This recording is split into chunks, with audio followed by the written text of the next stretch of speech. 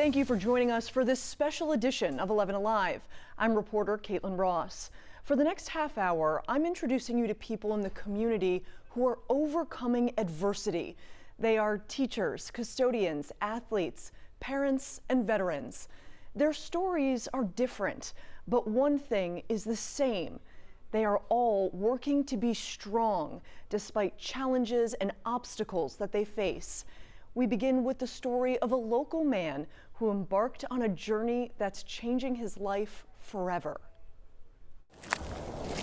The shape of Stone Mountain gets Zach Cross every time. It's just such a gem in terms of the beauty, like the wildlife here, the flowers. But he had to grow to love the rocks and roots that make up its face. The first few times I started to come up the mountain, I definitely didn't see the beauty of the park at that point. I was really just struggling up the mountain. I was just having a really hard time. It's about 1 mile, and I think it took me about 75 to 80 minutes. 3 years later, he makes the climb in under 20 minutes. The lost time, a testament to what he lost on the mountain. Losing weight has been, this has been a huge part of the journey for sure. Just pouring a lot of blood, sweat, and tears onto this mountain. His first turn on the trail, a turning point in his life. In March of 2020, I was about 400 pounds, maybe 380. He set out to climb Stone Mountain for the first time in May of 2020 and has hiked its trails nearly every day since. It's gonna suck. For the first few months, it absolutely sucked, and it's not easy. But there is a light on the horizon. Those trails led Zach out of a deep depression. Flowers are blooming. It's getting really beautiful. Those steps shedding 200 pounds. It can get pretty dicey at the top there. It's pretty much straight up, really steep, but that's the best part of the workout. You kind of lay it all on the line there at the end. On the top of Stone Mountain, he decided to lay it on the line again. The Appalachian Trail is the granddaddy of all trails. Losing 200 pounds gave Zach the confidence to take on the Appalachian Trail, 2,200 miles. The mental aspect of 5 months on the trail, living in a tent in the freezing rain, cold, that's gonna be what's really tough. Overcoming everything the trail throws at him alone. Oh, almost slipped. He'll cover the ground with a 35-pound pack and a few extra pairs of shoes. About five or six pairs of shoes, if I had to guess. Wearing a new tread on the trail and himself. I don't think that I'll be the same person that I am today. I think my life will change. A new silhouette carved from the face of the mountain that changed him. It's really shaped me in such a weird way that a mountain shouldn't be able to shape someone. It's really made me who I am today, and I'm the happiest I've ever been. He'll set out on May 1st, 3 years to the day that he decided to change his life. He plans to finish by October. Now, a unique program is giving an opportunity to retired teachers. It's bringing experience back to the classroom across the state. But how well is it working? In 1989, the hair was big, the colors were bright, kids were hanging out in the arcade, and Andrea Cunningham took her first step into a classroom. Oh.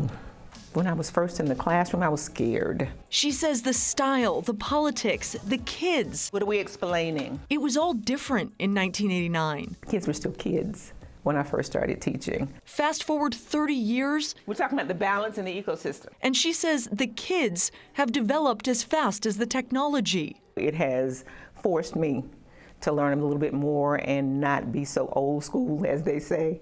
So that part has been great. If teaching for 30 years has taught her anything, open up a book and we write a bunch of notes now. That's what I thought. It's that she's up for the steep learning curve. I come early, I stay late. You would think I never retired. But she did retire. Because their population is increasing. In 2020, Cunningham thought she had sharpened her pencil for the last time. It kind of didn't work out that way. Family called, I answered the call and came back. That family is Freedom Middle School. Are you writing that down? Yes. Oh! Last year, House Bill 385 opened the door for retired teachers to come back at their full salary. So invasive species don't have predators. Freedom Principal Dr. Marshall Boston wanted that experience back in his school. Let's see if you're on the same track here. He started teaching in 1996 That's an impact on the habitat. and picked up his landline to try and call the teachers back. It represented an opportunity to bring back a great experience, opportunity to create an environment in which teachers had mentors and role models. An opportunity for those retired teachers to learn something new This is what we came up with. about themselves. I absolutely feel that I have changed the second time around. I'm more patient than I was before. I have more energy than I did before. And she signed up to do it again next year. Believe your eyes. What you saw is what happened. 1989 will have nothing on 2024. It's been that good. It's been that good for me. It has. 11 teachers came back from retirement in DeKalb County last year. They're hoping to double that number next school year. And from teachers to custodians, the many faces that make up the school halls, they all impact the students who walk through them. A local custodian is doing more than just keeping a Forsyth County school clean. He's making a major difference in all of the students' lives. Now, those at Kelly Mill Elementary are trying to get him recognized nationwide. This isn't a pizza parlor. Hey guys, how are you? It's busy, a busy environment. Zarada, let me help you. But after decades of managing a pizzeria in New York, Let's go get this table, you ready? A little chaotic, but I always love that. Mr. Rich says a lot of the ingredients are the same. It's putting the love into it, I guess. The love the kids have for him delivered right to his office door. I love the people in this building, everybody that walks through. When he moved to Georgia in 2007, Mr. Rich never imagined he would be here. Hey, how are you? Instead of making pizza pies, he's making the floors of the school shine. They treat you like a superhero. It's an amazing feeling. The custodian at Kelly Mill Elementary School is a superhero to these kids. You're the best! Thanks, guys. You're famous! Thanks, guys. Mr. Rich and his team keep every corner of the school clean. To disinfect while students are out of the class. And at Kelly Mill Elementary, Hey, guys. clean is cool. He just gives everyone high fives in the halls. He waves. He's just so fun. Like, all the teachers are like, be quiet in the hallway, but we're all like, hi, Mr. Rich. The students and teachers put their admiration of Mr. Rich to paper, It's just undescribable. It just left me speechless. writing down exactly why they love him, It's just an amazing feeling. nominating him for Custodian of the Year. I did vote for him a lot, like at least 40 times. Like 56 times. 100 times? That's amazing. You guys are awesome. Thank you. Mr. Rich insists it's his team that helps get the job done. But he is now one of 10 finalists nationwide for the prestigious award. You work hard for this school every day. Well, thank you. I appreciate you. Hundreds of Forsyth families are now rooting him on, but the kid cheering the loudest? You're getting too big. His own son, a second grader at the school. You're amazing. You're always helping me out. He says he wants to win because of what it will mean to Kelly Mill. You really look at the kids and you want to protect them all as if, you know, they're your own family. The family he made from scratch. From the second I stepped in this door, they've treated me like family. Hey, you have a good day, buddy, okay? And I voted for Mr. Rich 5 times. And there's only a few days left in this contest. The kids are voting as often as they can. If you want to support him, you can find information on how to vote on our website, 11 Alive. And coming up next, he was hit by a drunk driver and paralyzed. How a local golfer still found time to get back in the game. Welcome back to this special edition of 11 Alive. I'm Kaitlyn Ross. A golf pro in Atlanta is leading the way for what's possible on the course. After a devastating accident threatened to sideline Marcus Williams' dream, he says he plans to ace this challenge and get back in the game. Okay, that'll get you there. Marcus Williams isn't keeping score, Get in there. There it is. I don't put too much on bad shots or good shots. except for that one time. 148 yards out, straight in the air, bounce one time and bounce straight in the hole. There it is. It's not about the hole-in-one for Marcus. That looks good too. Stay in. It's about how the game made him whole again. You know, I'll never forget that day. I mean, I remember feeling like I was shoes in a dryer. You just, tumbling. Marcus was hit by a drunk driver in 2012, instantly paralyzed from the chest down. Just learning how to put my shoes on, get dressed, live an independent life. After 144 days in rehab, discovering adaptive golf was a stroke of luck. I play this course here every day about 7:30 in the morning. It's my coffee, it's my companion, it's everything to me. He's the starter at the Bobby Jones Golf Course in Atlanta. I just kind of turn the club, just press the pedal. I use that as my foot. He's making the game his own. Yes, sir. And showing people how to roll with it. Well, I hope to play around with you one day. You seem like a pretty cool kid. But now Marcus is stuck in the rough, Oh, water ball. unable to play for the past 4 months. This has been the toughest time of my life. Like, this is the first time I ever felt disabled. The stand-up adaptive chair he uses to play broke down, making an already expensive sport inaccessible.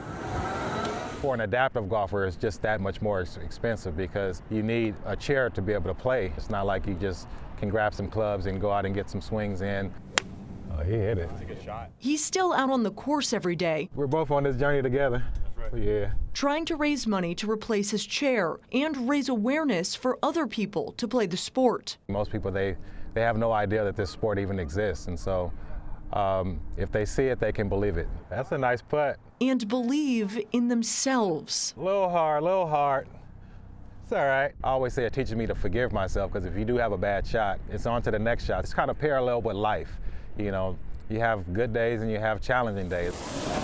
Despite his latest challenge, he's not backing down. This is my little family here. And for Marcus, that's par for the course. Have a good round. My goal is to reinvent what's possible for people in Metro Atlanta. Marcus is trying to raise money not only to replace his chair, but to buy an accessible truck and trailer so he can travel to golf courses across the country to teach people about accessible golf. And another athlete challenging the standards of what's possible is not letting any obstacle stand in his way, even after nearly 50 years. Richard Westbrook's goals are still on track. A little rain is nothing for Richard Westbrook. Ducks can do it, I can do it. Even ducks have their limits, but not Richard. And I put on so much clothes, I feel like Frosty the Snowman. Frosty or not, for nearly 5 decades, Richard Westbrook has never missed a day of running. That's almost 18,000 days straight. Everybody thinks he's kind of strange. His wife Jan says his resolution turned habit is now just part of their life. We've had to sometimes reschedule things or delay things because he had to run. She says he's run through sickness, injuries, and her strenuous protests. And I threatened to shoot him in the foot, but I didn't. So He jokes even that probably wouldn't stop him. But he's not the longest running streaker in the U.S. Yeah, there's a national organization that keeps track. He's actually number 5 on that list. I go out and without a streaker run, think, well, maybe one of those guys missed today. Maybe it was 8 feet of snow and they couldn't run. The trick is to just keep showing up. That big picture kind of overwhelms people. So it's got to be broken up into small parts. He says the exercise has helped him run down every obstacle life has thrown at him. And it usually surprises people when they look back and say, God, I did all that. And his running streak isn't the only thing that's impressive about him. Some of his career highlights: he ran across the state of Georgia not once, but 3 different times. He ran a 315-mile race from Missouri to Georgia. And in 1992, he spent 65 days running across the entire country. And still ahead on this special edition of 11 Alive, a dynamic duo helping each other through hardship. How one local veteran is leaning on his best friend for courage. Welcome back. A dog is a man's best friend, but a local duo is taking that to the extreme. A ride-or-die partnership is hitting the open road. Knucklehead is a different kind of dog. His favorite snack? Animal crackers. His favorite chew toy? a rock. But Aaron Matthew Dean says if Knucklehead is different, he's a little different too. That's a funny story in itself. They do different together. He's like, oh yeah, I like this. He's better than a best friend. Life before Knuck was lonely for Aaron. He suffered from PTSD after coming home from Iraq. You know, no matter where you go, there you are. And, you know, I still had problems. He experienced homelessness, lost his eye in a freak accident, and became addicted to fentanyl. I was kind of really left to my own device, and it was kind of scary. And really the only person around at that time was this butthead, this knucklehead. Good boy. That knucklehead gave Aaron the courage to get sober. Even after we get sober, life is still difficult. Aaron got clean and got a job. Started his own business building homes with Knuck by his side. I literally was on top of a roof and turned around and looked, and he was at the top of the ladder, just kind of looking at me. You having fun, ain't you? It's like a jungle gym, ain't it? Aaron wanted Knuck to take it slow, but this dog has always been a step ahead. What's not to love about him? I mean, look at him. Knuck always wants to be right by Aaron's side. I would take my dirt bike out for, you know, hours on end, and he would sit in the window. My wife said he'd sit here and cry all day while I was gone. Come on, let's go. He wanted to ride. Load up. Aaron spent weeks researching safety for his best friend, who started riding as part of his pack. During the whole ride, he's leaning against me. So I think that's part of it, is the fact that he's able to just be right there. Together, they're matching green mohawks, lighting up the open road. Well, right now, people are smiling. Before, when we first started, people were like, hey, it's a dog on a motorcycle. That's really cool. And now it's, hey, there's Knucklehead. Man's best biker looks a little different on the road, but the smiles he brings to everyone are the same. Kind of brought joy to my heart of like, hey, you know, there's some joy out there that we can spread. Bringing people together one ride at a time. The most incredible things whenever he really just does what he does of being my best friend. And now they're taking their show on the road. Aaron is selling his business and his home so he and Knuck can ride full time, bringing joy to people across the United States. They hope to take off on their new adventure in just a few weeks. We'll be right back. Welcome back. A Decatur dad is refusing to let tough times tear his family apart. Corey Coleman is getting national attention for his dedication to his entire family after he started sleeping on the streets to make sure all of them could get back together. Goldie is just one of the girls. Goldie, happy something, girl. Corey Coleman jokes she listens to him about as well as his 4 daughters. What about, let's go that way. Come on. As you can see, she likes to do her own things. Corey knows he's outnumbered, but says he would do anything for his daughters, his wife, and their pet bunny. An animal that's full of love. You know, she loves these kids and they love her. The family of 7 has always been together until this past December. It was devastating because we'd never been separated from the girls. Corey lost his job and the family lost their apartment. It was heartbreaking. It still is. When the family had to move into a homeless shelter, Goldie couldn't come inside. I was not gonna let her get away that easy, not this rabbit. So Corey took his golden girl to the street. Yeah, she was with me everywhere. I didn't let her out my sight. For the past month, Corey and Goldie have slept on park benches and MARTA cars. When the temperatures dropped below freezing, he tried to take her to a warming shelter. Well, Corey, I don't think the rabbit can go to the warming center. Recreation Center Director Gregory White saw the dedication. And he's like, Mr. White, what am I gonna do? I said, it's cold, you get on the van. I got the rabbit. Gregory started researching bunny rescues to find Goldie a place to stay, and he found Georgia House Rabbit Society. They were going through extraordinary circumstances to keep their family together. Part of their family member was a pet rabbit. Shelter Director Jennifer McGee says Goldie settled right in at the rescue. She's delightful. I knew from the moment I met her that she was something special, and that's because of all of the love that this family has put into her. They're taking care of Goldie until the Colemans can get back on their feet. but they wanted to help the family too. This 7-pound little creature that can't even speak has changed so many lives and opened up so many people's eyes to the value of rabbits as pets. Now Georgia House Rabbit Society is raising money to help the family get housing and find Corey accessible work. Until then, Goldie and the girls are all safe, and that's what matters most to Corey. A father would go through this lens to keep a family together, and that animals are a part of the family. Animals are absolutely part of your family.